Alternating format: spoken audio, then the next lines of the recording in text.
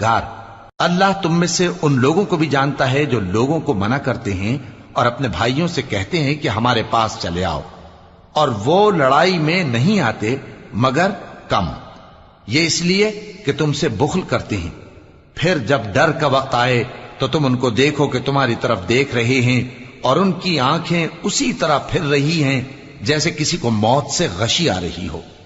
پھر جب خوف جاتا رہے تو تیز تیز زبانوں کے ساتھ تمہارے بارے میں باتیں کریں اور مال میں بخل کریں۔ یہ لوگ حقیقت میں ایمان لائے ہی نہ تھے، تو اللہ نے ان کے اعمال برباد کر دیے، اور یہ اللہ کو آسان تھا۔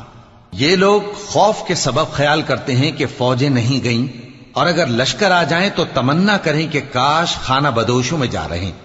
اور تمہاری خبر پوچھا کریں، اور اگر تمہارے درمیان ہو تو لڑائی نہ کریں مگر کم۔ مسلمانوں، تم کو اللہ کے رسول کی پیروی کرنی بہتر ہے